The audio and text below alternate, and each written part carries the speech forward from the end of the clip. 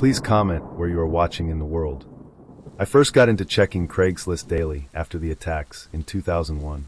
I know that's a weird way to start a story, but that's just how it happened. I'm not from New York, but for whatever reason, people in my area were reposting images and first-hand accounts to the Craigslist NYC community board. And I mean loads of them.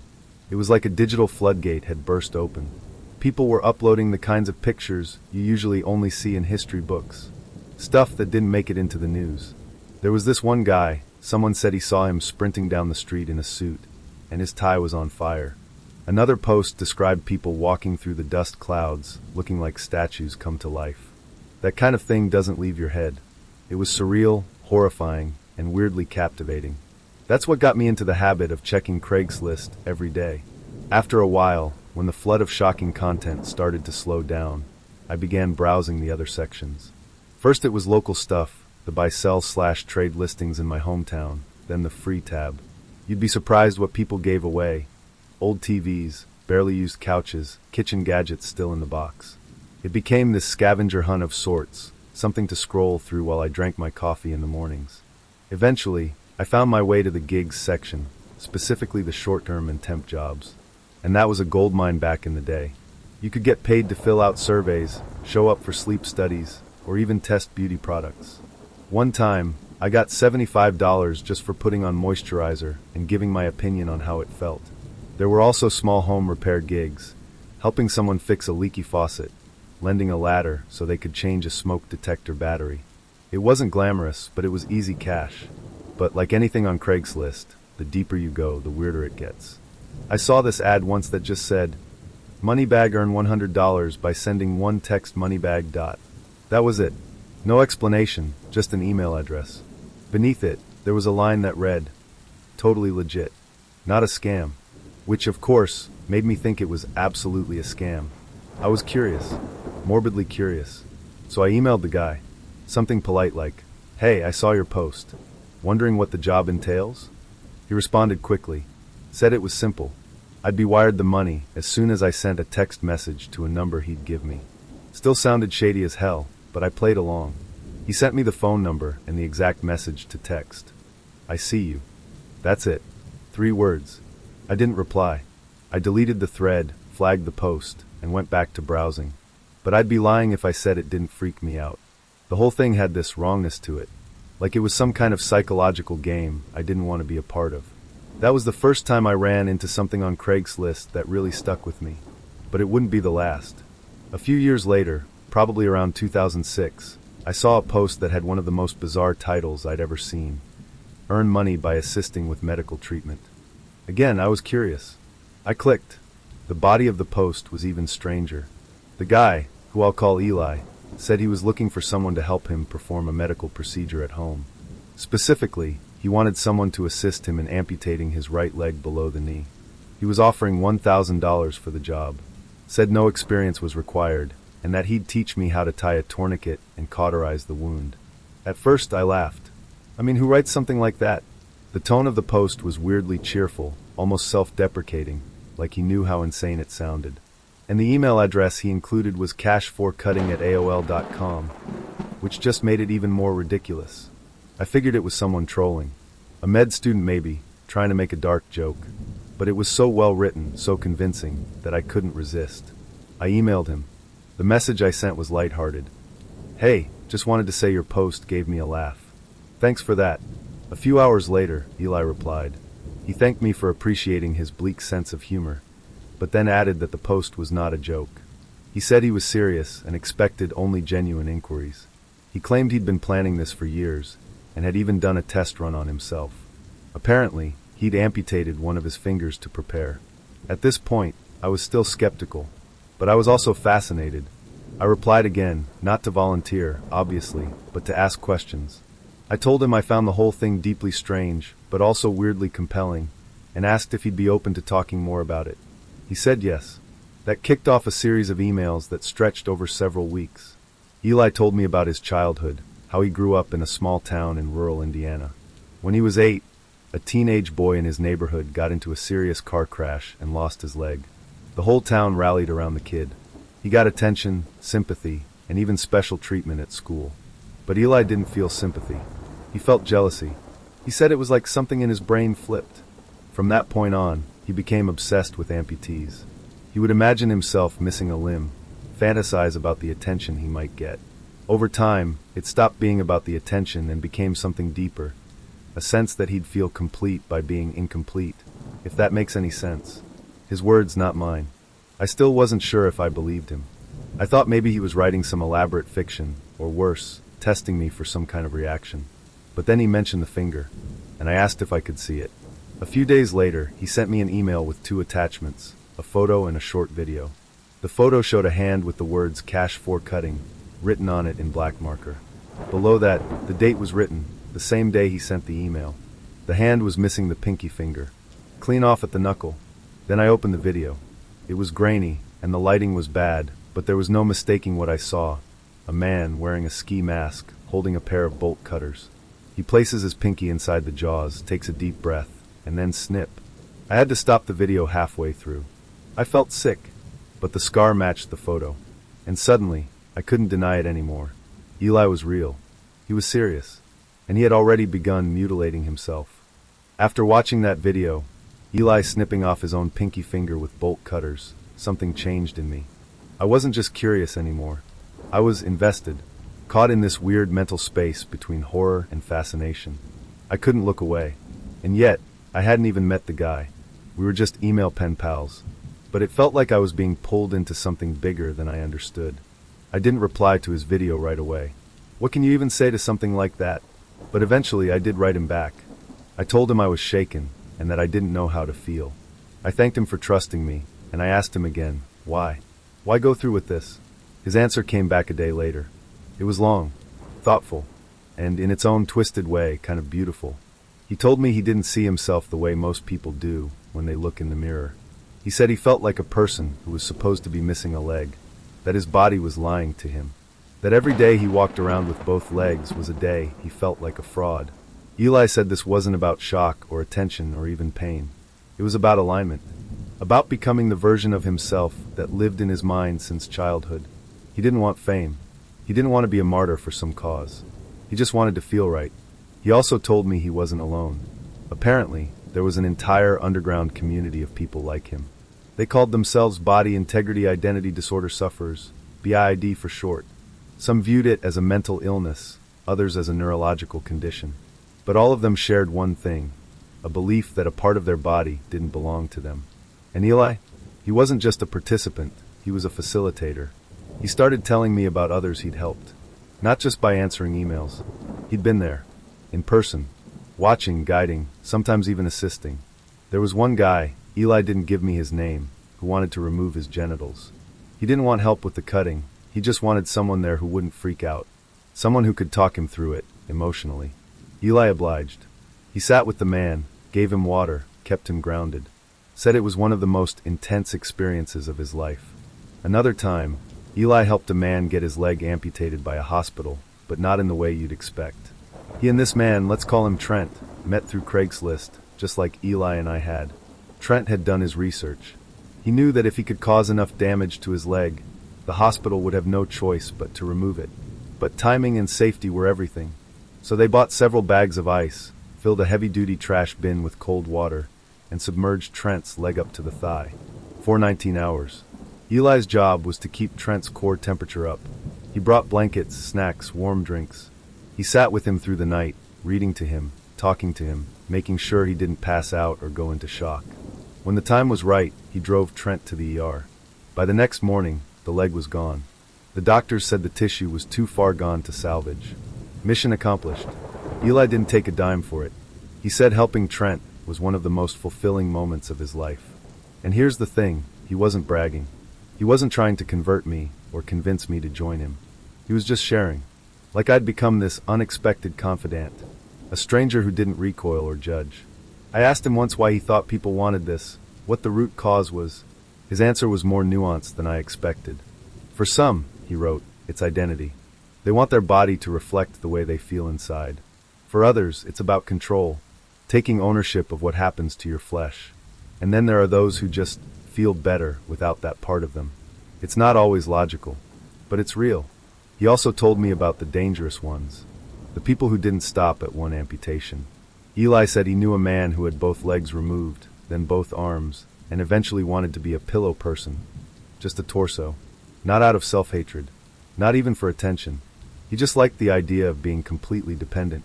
Of being nurtured, cared for, helpless. Another guy had a fantasy. This one was more disturbing. He wanted to be decapitated, but remain conscious long enough to see his body dismantled. Obviously impossible, but the desire was real. Eli said those were the ones he tried to avoid. The ones who were on a path to self-destruction. He didn't want to be part of something that would leave someone worse off, or dead. He had his own line. And that's what made him so unsettling to me. He wasn't a monster. He wasn't unstable. He was articulate. Empathetic. He volunteered part-time with a local shelter, had close ties with his family, held a steady job at a call center. He was, by all outward appearances, a normal guy. Except for this one thing. This obsession. After a few months of back and forth, our emails slowed down. Life got busy. My curiosity had been sated, and I didn't feel the need to keep pressing him for details. But we still checked in occasionally, like distant cousins or old classmates just touching base. Then one day, he sent me a message with a subject line that read, "Today's the day." The body of the email was short. Just a few lines. I found someone. A friend of a friend. He's clean, reliable, and understands what I need. We've walked through the plan a dozen times. I'm ready. I'll message you when it's done. I stared at that email for a long time. And then nothing. No follow-up. No update. Just silence. At first, I told myself he was recovering, that everything went fine, and he just needed time. But days turned into weeks. I sent him a message, then another, then 5 more. I tried different subject lines. I kept them short, friendly, non-judgmental, but he never responded.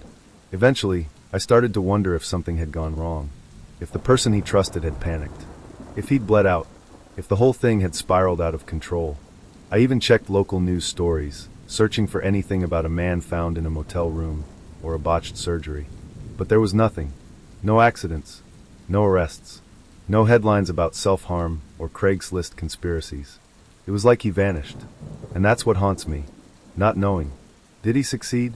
Is he out there somewhere, finally whole in his own mind? Or did he die alone, in some rented room with a stranger who got scared and ran? Did he regret it? Did he change his mind too late? I'll never know. Sometimes I still check the email account I used to talk to Eli. Just in case. I scroll through our old messages and reread his words, trying to make sense of it all. Trying to understand how someone could be so normal, so kind, and yet so consumed by something so extreme. And sometimes late at night, I wonder if I should have done something. Should I have reported him? Tracked him down? Tried harder to talk him out of it? But then I remember what he told me once early on. Please don't try to save me. If you do, I'll stop replying. And he meant it. Eli didn't want saving. He wanted understanding. Empathy. A witness. And for a while, that's what I was. I don't know what became of him. I never will. But I think about him more than I should. And I know this sounds strange after everything I've just shared, but part of me hopes he made it. Not because I agree with what he did, but because it was all he ever wanted. It was about 20 years ago, maybe a little more, and I was 6 months into living with my first serious boyfriend, Kyle. We were both in our early 20s and doing the best we could in a small 2-bedroom apartment in Henderson, Kentucky. It wasn't glamorous. Our fridge hummed like an old tractor, and the walls were so thin we could hear every word of the couple next door arguing about laundry. But it was ours. One night, I suggested we adopt a puppy. I'd always wanted a dog, and I figured it would be a good way to see how Kyle handled responsibility, kind of like a soft launch into potential parenthood. He agreed, and we went to the county shelter the next weekend. That's where we met Oscar. Oscar was a Jack Russell Terrier mix, no more than 10 pounds of wiry energy, with ears that perked like satellite dishes and eyes that sparkled with mischief. The moment he licked Kyle's face through the bars of his kennel, I knew he was coming home with us. From day one, Oscar was a whirlwind. He had the kind of boundless energy that made you question whether he ever slept. He'd race through the apartment like a wind-up toy, leap onto the couch, then immediately jump off and chase his tail in the corner. It was exhausting and adorable in equal measure. Our days were filled with belly rubs, chewed flip-flops, and the occasional puddle on the carpet. But Oscar had one flaw. One giant, insatiable flaw. He hated rats. Our apartment backed up to a row of dumpsters, and like clockwork, every evening around dusk, a few rodents would scurry out to feast on whatever trash people had dumped from the upstairs units. Oscar could smell them from a mile away. He'd go stiff, tail trembling, teeth bared in a growl that was shockingly deep for such a little guy. At first, it was just barking. He'd stand at the back door, straining at the leash, yapping like a lunatic at the shadows near the dumpsters. But then came the day he actually saw one. It was like a switch flipped. He lunged so hard at the rat that he nearly dislocated my shoulder. After that, we had to be extra careful. I'd take him to the front of the building instead of the back, avoiding the rat zone altogether. Kyle installed a little picket fence in the backyard to keep him from darting off. But I could tell Oscar hated it. Every time we walked past the back window, his ears would perk up, and he'd whimper like he was longing for battle. Then one morning, Oscar was gone. I woke up to silence, which was odd. Normally, Oscar would be whining to be let out or bouncing on the side of our bed. But the place was dead quiet. I called his name. Nothing. I checked the laundry room, the bathroom, under the couch. Still nothing. Then I noticed the back door was ajar. Apparently, Kyle had come home late the night before, after having a few too many drinks with his co-workers. He must have forgotten to lock it. I was furious. I didn't say a word to him until he promised, swore up and down, that he'd find Oscar or die trying. And yes, I know that sounds dramatic, but I was heartbroken. That dog was like our little family. Kyle actually stepped up. He spent the entire day knocking on doors, handing out flyers, and asking people if they'd seen a small white and brown terrier with a blue collar. He even posted an ad on Craigslist titled "Lost Dog, Reward Offered." The ad had a picture of Oscar looking up at the camera with his tongue lolling out and his ears flopped forward. We offered a $200 reward, which was all we could spare at the time. And then we waited. For about 24 hours, I was a wreck. I kept checking my phone every 5 minutes, asking Kyle if anyone had replied. He stayed calm, kept reassuring me, but I could tell he was worried too. Then late the next night, Kyle got an email. It was from a man who claimed to have found Oscar wandering near the edge of town, not far from the highway. He said he was driving home from his job at a nearby warehouse when he spotted a small dog darting through traffic. He pulled over, managed to coax the dog into his truck with a granola bar, and took him home. Apparently, a friend of his had seen our Craigslist post and recognized the dog. He said the dog he found responded to the name Oscar and had a blue collar with a worn-out tag. The email was brief but polite. He included a phone number and told us to call anytime. We were ecstatic. I remember hugging Kyle and crying into his shirt. All the anger I had toward him vanished the second I thought we'd be getting Oscar back. We called the number immediately. The man who answered sounded older, maybe mid-50s, with a deep, gravelly voice. He was friendly, almost grandfatherly, and told us that Oscar was doing fine. He'd been feeding him cooked chicken and had rigged up a little leash out of rope to take him for short walks. He said he was keeping Oscar in the basement for now, just to be safe, since he wasn't sure about his potty training. That part gave Kyle pause.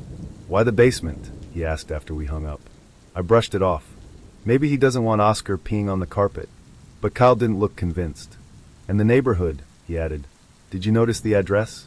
That part of town isn't exactly safe." I hadn't noticed.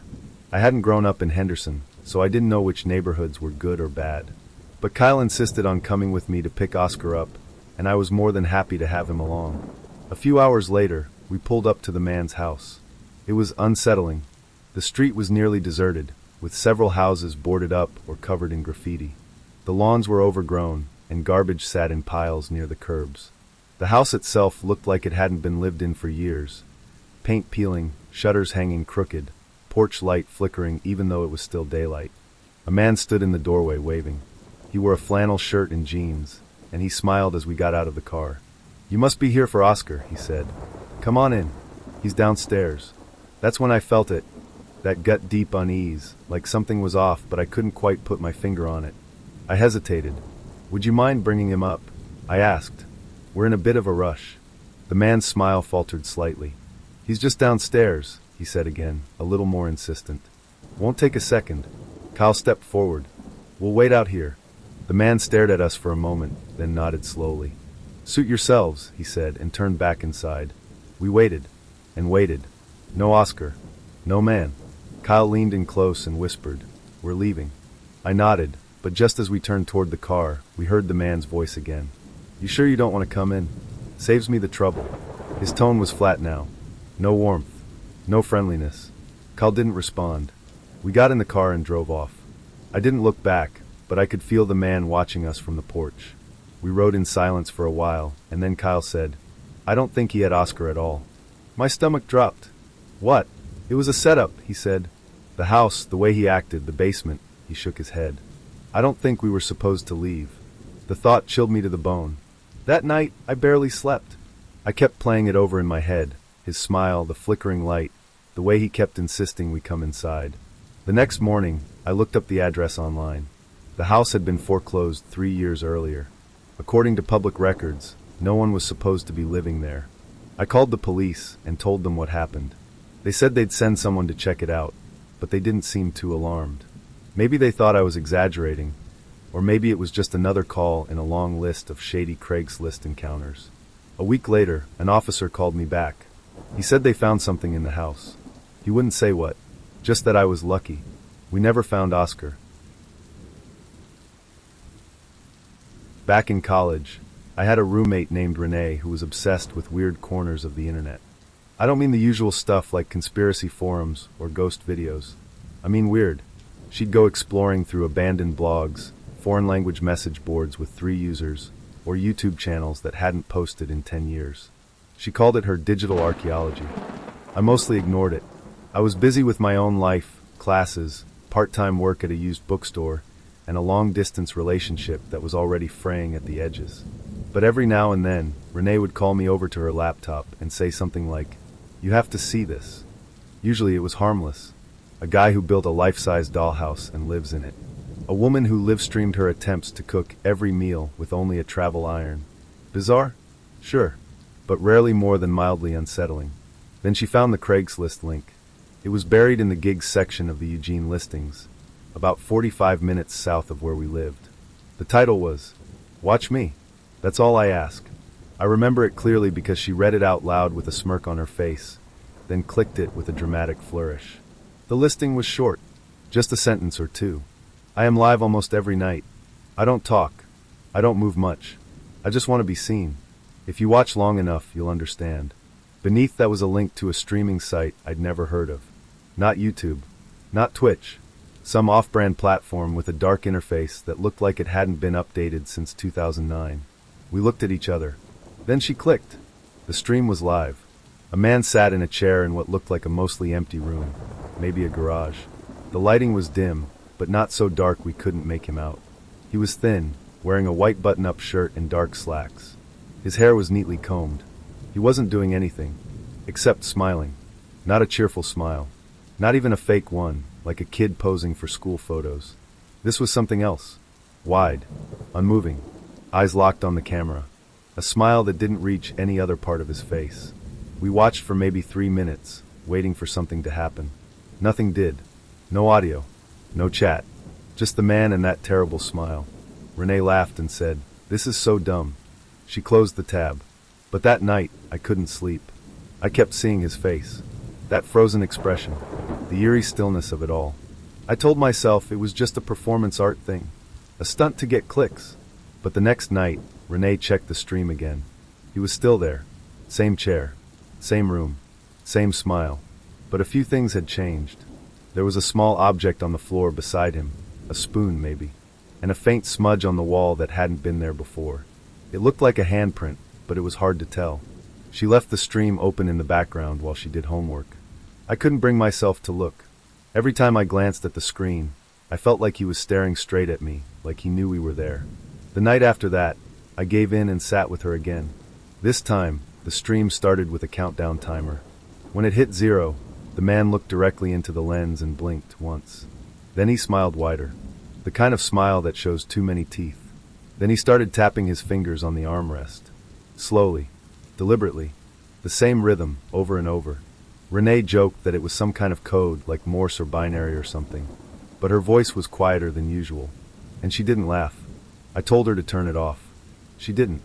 She watched for another hour while I retreated to my room and shut the door. The next morning, I found her asleep at her desk, the stream still open on her laptop. The man was gone. The chair was empty, the room dark. She said he'd just gotten up and walked out of frame around 3 a.m.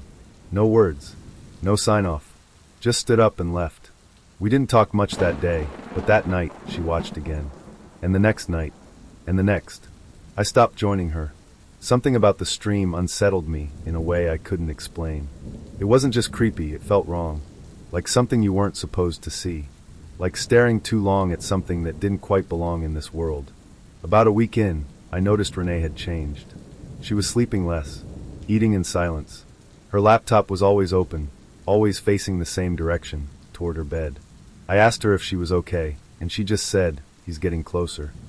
I thought she meant emotionally, like she was getting sucked into the character. But then she showed me the stream. The man wasn't in the chair anymore. He was standing, closer to the camera. The same smile, the same dead eyes, but now he was maybe 5 feet away from the lens. Behind him, the room had changed. The walls were different, with paneling instead of drywall. There was a clock in the corner. It looked familiar. I asked Renee where she thought he was streaming from. She didn't answer. 2 nights later, I came home late and found our apartment dark. Her bedroom door was open, but she wasn't there. The laptop was... The stream was still running.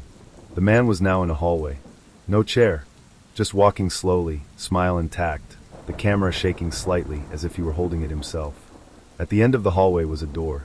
It looked like our front door. I slammed the laptop shut. I tried calling her. No answer. I checked her location on Find My Friends. Nothing. She'd turned it off. I called the police. They showed up fast. I explained everything, probably sounding like a lunatic, but they took me seriously enough to search the building.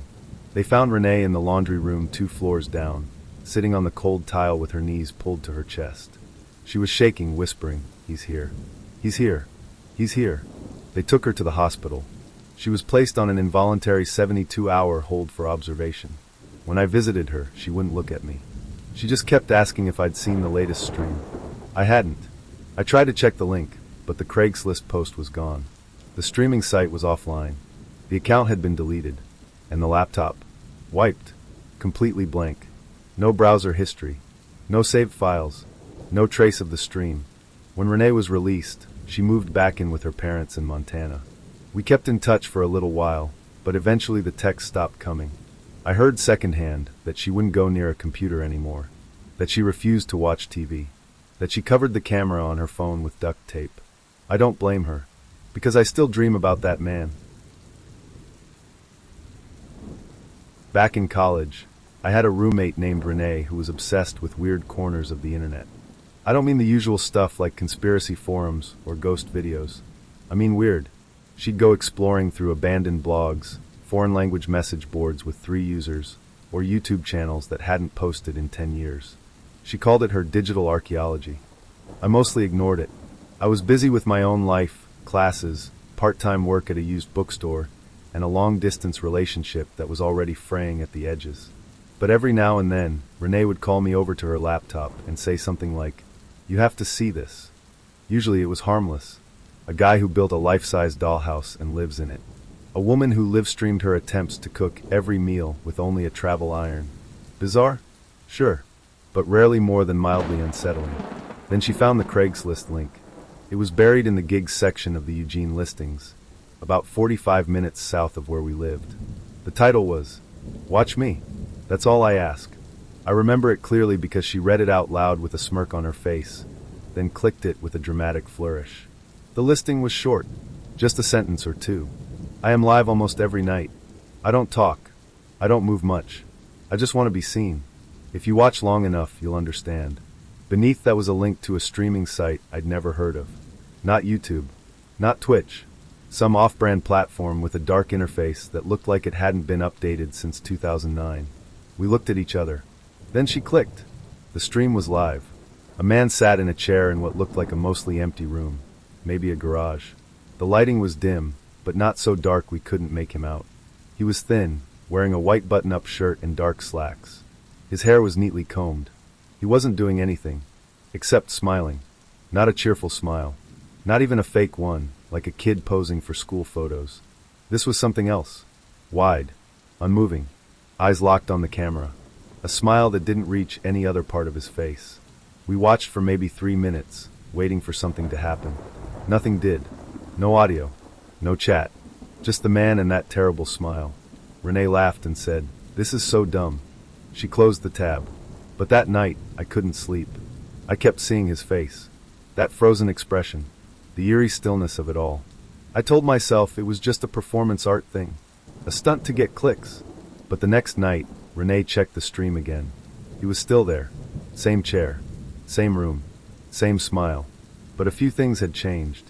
There was a small object on the floor beside him. A spoon, maybe. And a faint smudge on the wall that hadn't been there before. It looked like a handprint, but it was hard to tell. She left the stream open in the background while she did homework. I couldn't bring myself to look. Every time I glanced at the screen, I felt like he was staring straight at me, like he knew we were there. The night after that, I gave in and sat with her again. This time, the stream started with a countdown timer. When it hit 0, the man looked directly into the lens and blinked once. Then he smiled wider. The kind of smile that shows too many teeth. Then he started tapping his fingers on the armrest. Slowly, deliberately, the same rhythm, over and over. Renee joked that it was some kind of code, like Morse or binary or something. But her voice was quieter than usual. And she didn't laugh. I told her to turn it off. She didn't. She watched for another hour while I retreated to my room and shut the door. The next morning, I found her asleep at her desk, the stream still open on her laptop. The man was gone. The chair was empty, the room dark. She said he'd just gotten up and walked out of frame around 3 a.m. No words. No sign-off. Just stood up and left. We didn't talk much that day, but that night she watched again. And the next night. And the next. I stopped joining her. Something about the stream unsettled me in a way I couldn't explain. It wasn't just creepy, it felt wrong. Like something you weren't supposed to see. Like staring too long at something that didn't quite belong in this world. About a week in, I noticed Renee had changed. She was sleeping less, eating in silence. Her laptop was always open, always facing the same direction, toward her bed. I asked her if she was okay, and she just said, "He's getting closer." I thought she meant emotionally, like she was getting sucked into the character. But then she showed me the stream. The man wasn't in the chair anymore. He was standing, closer to the camera. The same smile, the same dead eyes. But now he was maybe 5 feet away from the lens. Behind him, the room had changed. The walls were different, with paneling instead of drywall. There was a clock in the corner. It looked familiar. I asked Renee where she thought he was streaming from. She didn't answer. 2 nights later, I came home late and found our apartment dark. Her bedroom door was open, but she wasn't there. The laptop was... The stream was still running. The man was now in a hallway. No chair. Just walking slowly, smile intact, the camera shaking slightly as if he were holding it himself. At the end of the hallway was a door. It looked like our front door. I slammed the laptop shut. I tried calling her. No answer. I checked her location on Find My Friends. Nothing. She'd turned it off. I called the police. They showed up fast. I explained everything, probably sounding like a lunatic, but they took me seriously enough to search the building. They found Renee in the laundry room 2 floors down, sitting on the cold tile with her knees pulled to her chest. She was shaking, whispering, "He's here. He's here. He's here." They took her to the hospital. She was placed on an involuntary 72-hour hold for observation. When I visited her, she wouldn't look at me. She just kept asking if I'd seen the latest stream. I hadn't. I tried to check the link, but the Craigslist post was gone. The streaming site was offline. The account had been deleted. And the laptop? Wiped. Completely blank. No browser history. No saved files. No trace of the stream. When Renee was released, she moved back in with her parents in Montana. We kept in touch for a little while, but eventually the texts stopped coming. I heard secondhand that she wouldn't go near a computer anymore, that she refused to watch TV, that she covered the camera on her phone with duct tape. I don't blame her, because I still dream about that man. I was 24, freshly single, and living alone for the first time in a studio apartment in Fort Collins, Colorado. I'd just moved out after ending a 3-year relationship that had gradually drained me of my patience, my energy, and a good chunk of my self-worth. My friends said this was my chance to reclaim myself. I wasn't exactly sure what that meant, but I was eager to try. One night, after 2 glasses of wine and a long, moody scroll through Netflix, I found myself browsing the strictly platonic section of Craigslist. Don't ask me why. I wasn't looking for anything romantic, and I definitely wasn't ready for anything serious. I think I just wanted to talk to someone. Someone who didn't know me. Someone who wouldn't ask about my ex. That's when I saw the post. Let's get a drink and swap stories. No pressure, no expectations. Just two humans.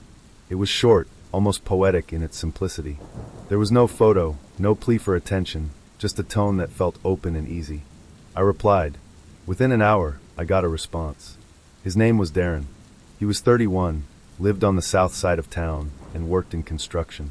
He said he liked local dive bars, trivia nights, and old blues records. His writing had a warmth to it, like he wasn't trying too hard, but still cared about how he came across. We messaged back and forth for a few days, long, thoughtful emails about books, music, places we'd traveled, and dumb things we did in high school. He told me he'd made some mistakes in his past, but was rebuilding. That word stuck with me. Eventually, we agreed to meet. He picked a bar downtown called the Hollow Tap. It was small, dimly lit, and mostly empty on a Tuesday night. He was already there when I arrived, tall, dark-haired, with a scruffy beard and a denim jacket that had definitely seen better days. He stood up when he saw me and smiled in a way that made me feel at ease immediately. We talked for hours. It was funny, thoughtful, a little intense in places, but never in a way that made me uncomfortable. He told me about his childhood in a small town outside Cheyenne, his love for woodworking, his dream of opening a custom furniture shop someday. I told him about my job at the campus library, my obsession with true crime podcasts, and how I once tried to learn the ukulele and gave up after 2 weeks. At one point, he leaned in and said, "I should probably tell you something." My stomach dropped a little. I just got out of prison 6 months ago. I blinked. He didn't look like someone who'd been in prison, not that I really knew what that looked like. "For what?" I asked, trying to keep my voice steady. He didn't flinch. "Assault. It was a fight. Got out of hand. I was 24. Alcohol was involved. I did 4 years." He said it plainly, with no excuses. Just the facts. I didn't know what to say. Part of me wanted to end the date right there. But the other part, the part that had been charmed by his honesty and his rough edges, wanted to stay. He didn't press me. He just said, "I understand if that changes things. I'll walk you to your car if you want to go." But I didn't go. We ordered another round. Looking back, I think I was trying to prove something to myself. That I wasn't judgmental. That I could handle complicated people. That I was brave. When we left the bar, the night had turned cold. He offered me his jacket, and I refused. We walked to the parking lot, and that's when things shifted. There was a car idling across the street. He looked at it, then looked at me. "That's my girlfriend," he said suddenly. I stopped walking. She saw us through the window. "She's been following me." I didn't know what to say. "She's not supposed to be here," he muttered, rubbing his hands over his face. I told her I needed space tonight. She never listens. I opened my mouth, but nothing came out. "She's not dangerous," he added quickly. "Just intense." He looked at me, eyes wide. "Please don't let this ruin the night. I really liked talking to you." I took a step back. "I think I should go." He didn't argue. Just nodded, hands in his pockets, watching me walk to my car. I drove home with my heart pounding. The next day, I got a message from a different email. The subject line was, "About Darren." The body of the email was from a woman named Lena. She said she was Darren's girlfriend, or rather, ex-girlfriend, and that she'd seen us together at the bar. She apologized for following him, said she just needed to know if he was lying again. Then she dropped the bomb. She said Darren wasn't just a former felon. He had a history of violent behavior toward her. She attached photos, bruises, a broken lip, a police report from 2 years prior. She said she never pressed charges because he threatened to hurt her dog if she did. That he'd been in and out of her life for years, always showing up with apologies and new starts. That he was charming, yes, but dangerous. She said she wasn't trying to scare me, just warn me, because she wished someone had warned her. I sat there staring at the screen, the air sucked from the room. That night, I didn't sleep. I kept replaying the date in my head, his honesty, his charm, the way he told me about his past like it was a badge of growth. How close I'd come to letting my guard down. The next morning, I emailed Lena back. I thanked her, told her I was okay, that I wouldn't be seeing him again. She replied a few hours later. We ended up talking more. Over the next few weeks, our messages turned into long phone calls. She told me everything. How they met, how it started sweet and turned sour, how she kept hoping he'd change, how he always had a story, always had a reason. Eventually we met in person. and weirdly we became friends. There's something strange about bonding with someone over shared danger. It creates a kind of trust that's hard to explain. We were two women who'd been fooled by the same man, and there was some healing in that. Darren never contacted me again, but I kept thinking about him, about how charming he was, how normal he seemed, how close I came to letting someone into my world who didn't belong there. Since then, I've been more careful, not just with dating, but with people in general. I listen more closely. I watch for patterns. I trust my gut. There was a time in my early 20s when I was a little lost. I'd just ended a long, messy relationship, was working part-time at a hardware store, and spent most of my evenings scrolling mindlessly through the internet. I wasn't looking for anything serious, just something to distract me from the emptiness that had started to creep in around the edges. That's how I ended up on Craigslist Personals. This was back when the personal ads were still around, before they got stripped down due to all the controversy. Most of them were either obvious scams or just plain creepy, like people looking for platonic foot rubs or cuddle sessions with no expectations, unless you want there to be expectations. But then I saw one that stood out. The title was short and to the point. Looking for something casual, just got out of a relationship. The body of the post was even simpler. Not looking for anything serious. Just out of a long relationship. Need to clear my head. Message me if you're interested. There was a photo attached, and she was beautiful. Not internet beautiful. Real person beautiful. The kind of girl you'd see at a coffee shop reading a book and think, I'd never have a shot with her. She had that natural, low-effort kind of charm. Messy hair, no makeup, leaning against a brick wall like she didn't care how she looked but still looked amazing. I stared at the photo for a long time before I messaged her. To my surprise, she replied almost immediately. Her name was Lisa. She was 26, lived about 20 minutes away, and had just broken up with her boyfriend of 4 years. Her messages were casual, flirty, and confident. Within a few exchanges, she was sending more photos, some a little more revealing than the first, and I was struggling to believe my luck. I mean, I'm not ugly, but I'm definitely not the kind of guy who usually gets that kind of attention. Still, something felt off. It was all happening too fast. Like, way too fast. I'd barely told her my name, and she was already talking about meeting up that same night. That's when I decided to test her a bit.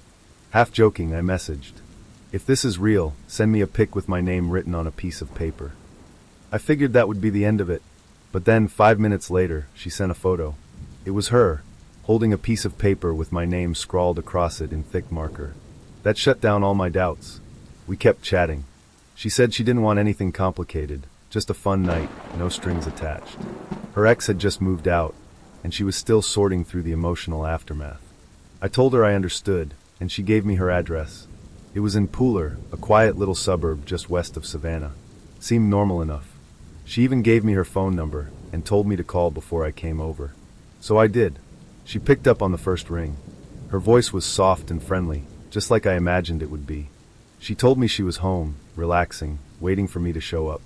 At that point, it felt like a dream. I hopped in my car and drove out to the address she gave me. The neighborhood was clean and quiet.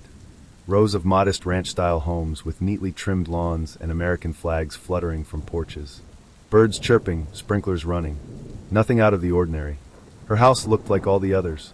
White siding, blue shutters, a car parked in the driveway. I pulled up, parked across the street, and called her again to let her know I'd arrived. No answer. I waited a minute. Called again. Still nothing.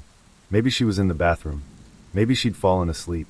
I was nervous, but trying to be rational. I got out of my car and walked toward the house. And that's when I saw them. 2 men. Standing just inside the living room window, partially obscured by thin curtains, staring straight at me.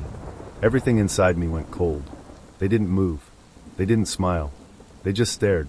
One was bald, stocky, arms crossed over his chest. The other was thinner, twitchy-looking, with tattoos running up his neck and down both arms. They looked like they'd just stepped out of a mugshot lineup. I stopped in my tracks. This wasn't right. My mind was racing, trying to rationalize, trying to explain. Maybe they were roommates. Maybe she lived with her brother. Maybe it was nothing. But deep down, I knew exactly what it was. This was a setup. I turned around and walked, quickly but calmly, back to my car. I didn't run. I didn't yell. I just got in, locked the doors, and drove away. I didn't look back until I reached the end of the street. but they didn't follow. When I got home, my hands were still shaking. I sat in the dark for a long time, trying to convince myself that I'd overreacted, that it had just been a weird coincidence. Then my phone buzzed. It was a text from an unknown number. "You're a loser." That was my boyfriend. "We were just messing with you." I stared at the screen. No emojis. No punctuation. Just that one line. I felt sick, angry, relieved, all at once. I told myself they were just trolls, punks trying to scare people for laughs. And maybe that's all it was. Until a few days later, when I saw the news. A man had been attacked in Pooler. Same neighborhood. Same kind of house. He'd answered a Craigslist ad for a casual hookup.